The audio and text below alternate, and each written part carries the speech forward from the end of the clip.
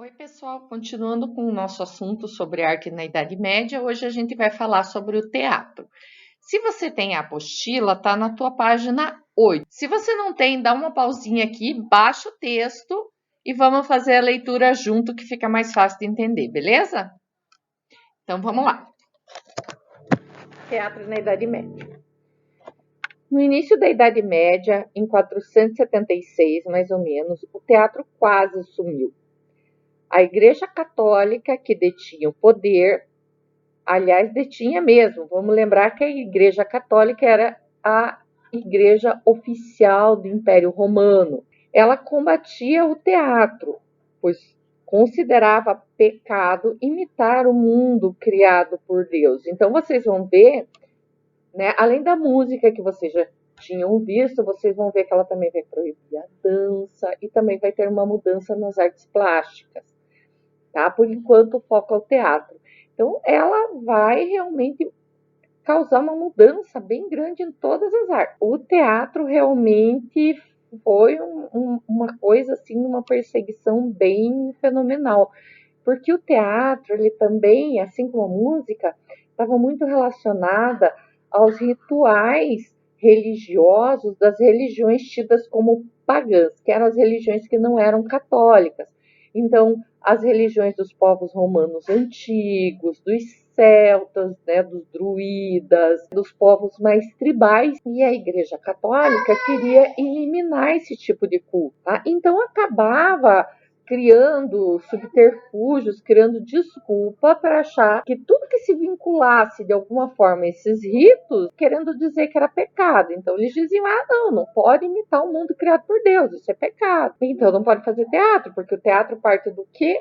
Da imitação das coisas. Aí, durante um dos concílios da igreja, o que são esses concílios? São as reuniões das autoridades eclesiásticas, né, das autoridades, assim, da religião, a igreja decidiu que o teatro era um ato pagão e que todos os atores e mais os filhos dos atores não podiam ser católicos, estavam expulsos da religião, o que na época não era uma coisa nada legal. Oficialmente, então, o teatro desaparece, mas permanece nas pequenas companhias que continuam viajando e preservando o teatro.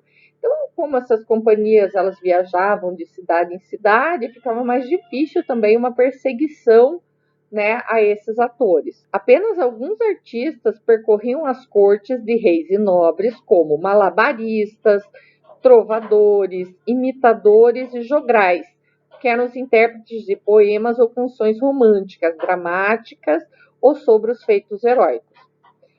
Assim, o teatro existia, mas de forma marginal e mal vista pela igreja. O que quer dizer marginal? Que fica à margem, à beira. Então, era tudo meio escondidinho. Então, onde estava o padre, não estava o ator. Era mais ou menos assim. Ou se o ator estava, ele não aparecia como um ator. Tá? Ele não ia estar encenando algo, não ia estar mostrando a sua arte, porque isso lhe era proibido. Existia também, sim, o Dia de Loucos. O Dia de Loucos era uma comemoração meio estranha, assim, só que nesse dia tudo era permitido. A galera aproveitava fazer as coisas. Então, nesse Dia de Loucos, os atores, fingindo de louco, né, se fantasiavam tal e saíam fazendo suas encenações. Tá? Nesta data, os grupos de atores saíam às ruas fingindo-se de loucos, entravam nas igrejas e criticavam seus métodos de forma divertida. Inclusive, eles faziam o que a gente chama de sermões jocosos, que era como se fosse o sermão do padre, só que em vez de falar as coisas sérias que o padre fala no sermão, eles imitavam o jeito do padre falar, mas satirizavam as coisas da igreja. Também os atores, né, aproveitavam para provocar daí nesse dia. Por volta do século IV, a própria igreja começa a dar demonstrações de uma abertura para o teatro, seja nos salmos dialogados ou nos cantos gregorianos. Posteriormente, no interior da França, alguns padres colocaram uma cruz ao lado do altar. Na missa de Páscoa, no domingo, decidiram encenar a visitação das Três Marias ao túmulo de Cristo. A partir desse momento, o teatro era utilizado como veículo de propagação de conteúdos bíblicos, sendo representados naquele momento por membros da igreja, ou seja, pelos padres e pelos monges. O impacto disso foi extraordinário. Claro, porque vejam, as missas eram rezadas em latim, com o padre de costas, né? A galera não entendia muita coisa, o pessoal não sabia ler. Então, quando tem uma encenação teatral daquilo que acontece, é claro que vai ser muito mais emocionante e vai fazer um determinado sucesso para quem assiste. Né? Pense, aquela missa toda séria e de repente ter uma representação teatral que vai mexer mais com o emocional das pessoas. O que a igreja fez? Começou a investir nesse tipo de representação. Então, o impacto foi extraordinário, exatamente pelo caráter da sociedade totalmente dominado e controlado pela igreja, onde qualquer prazer era pecado. Essas cenas ficaram conhecidas como dramas litúrgicos e passam a ser apresentadas em latim pelos próprios religiosos. As pequenas cenas do interior das igrejas crescem, ganham o apoio da sociedade e acabam indo para a praça pública. Como dentro da religião, vai começar a aparecer o bem e o mal. Os religiosos começam a se recusar a interpretar as personagens más, né? Tudo que era mal visto pela igreja. E é nesse momento que a igreja volta a permitir a figura do ator nas encenações religiosas. Então, vejam, se a igreja queria, por exemplo, representar, né, uma alegoria, que vai ser uma alegoria? A igreja quer fazer uma representação do mal, mas o mal é um elemento que a gente não pode pegar, ele não existe nessa condição física, palpável. Então, você faz uma alegoria, você faz uma pessoa, né? Você personifica, você pega uma pessoa e fantasia ela de mal, tá? Isso é uma alegoria. Nenhum padre queria fazer essa interpretação do mal, porque imagina, você interpreta o mal lá, o demônio que seja, num dia, no outro dia você está rezando a missa. Não ia pegar muito bem. Então, para isso, servia o ator. Então, a igreja passa a aceitar novamente essa profissão dos atores, tá? Durante a Idade Média.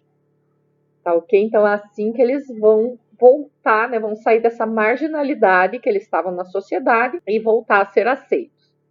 Dessa maneira, o teatro medieval passa a ser dividido entre o profano e o religioso. O que é o teatro religioso? O que é voltado à religião. Nesse caso, eu estou falando especificamente da religião católica. Mas, claro, qualquer teatro, se tratar da religião, é religioso. Tá? E o teatro profano. O que é profano? O que não é religioso, o que é mundano, que vai tratar dos assuntos do mundo, de outras coisas, vai satirizar a sociedade, vai falar de política, economia, brincadeiras, circo, enfim, tudo que não tem nada a ver com a religião. Então, é essa divisão, tá? No teatro profano, que é esse que não é religioso, nós vamos ter os seguintes tipos de representação. Primeira, monólogo dramático. Veja, o que é um monólogo? Monólogo é uma pessoa falando sozinha. Então, lá com a professora de português, quando vocês veem o diálogo, eu tenho uma conversa, eu tenho que ter pelo menos duas pessoas, uma falando e uma respondendo. Isso é dois, né? Logo de comunicação, tá? Monólogo, uma pessoa só, tá ok? Então, o monólogo dramático era um ator apenas apresentando, falando e fazendo brincadeiras para o público. Era o caso, por exemplo, às vezes, do que acontecia com o conhecido bobo da corte, que ele vestia aquela roupa colorida, porque no início era mais retalho e tal, depois foi ficando mais sofisticado um pouco, e ele se apresentava para o rei, muitas vezes era até um conselheiro do rei, e brincando, ele ia dando uns toques, fazendo algumas críticas, muitas vezes, que as outras pessoas não tinham permissão de fazer. Era um monólogo. Sermão jocoso. O sermão jocoso, já falei para vocês, tem origem lá no Dia dos Loucos, né? Aquele dia que todo mundo podia fazer tudo. E eram encenações, né? Imitando a igreja, só que de uma forma debochada, né? Satirizando as coisas que aconteciam na igreja. Sótia.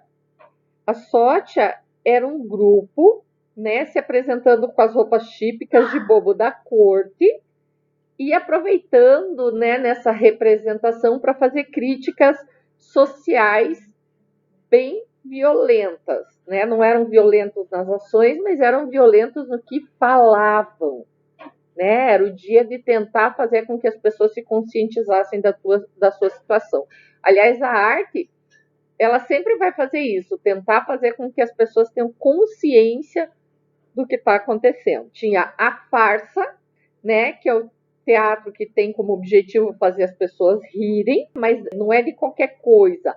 A farsa faz as pessoas rirem dos costumes, dos hábitos que tem naquela região. Então, por exemplo, quando a gente...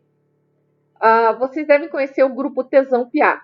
Por exemplo, o Tesão Piá trabalha com um tipo de farsa, porque ele satiriza os costumes da nossa região, aqui de Curitiba, vai falar do leite quente, de você sair e nunca esquecer a japona, essas coisas assim. Então, uma comédia de costumes é um tipo de farsa. E a Entremês era um teatro curtinho, né, uma esquete, com um ato cômico, que às vezes era apresentada entre dois atos de uma peça mais longa, assim como acontecia já na Grécia Antiga, né? Então tinha a peça séria, né, maior, e entre dois atos, né, aquele que fecha a cortina para os atores às vezes mudarem o cenário, mudarem figurino e tal, se faz uma representação curtinha para distrair a plateia. Essa é a entremês. E eles faziam uma entremês cômica. Aí o teatro religioso, que era adotado pela Igreja Católica, né, para auxiliar na liturgia.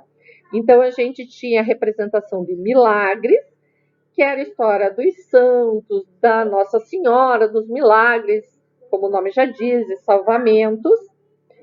Tinham os mistérios, que eram histórias da Bíblia que eram muito longas, iam acontecendo em vários pontos. Então é o caso, por exemplo, da representação da Via Sacra, que é a condução lá de Jesus Cristo, as passagens dele, né, até a crucificação.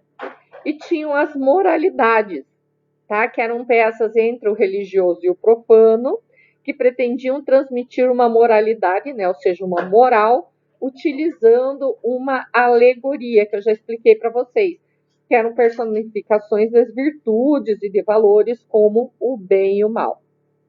Beleza? Agora assistam os vídeos que eu estou deixando também aqui na aula.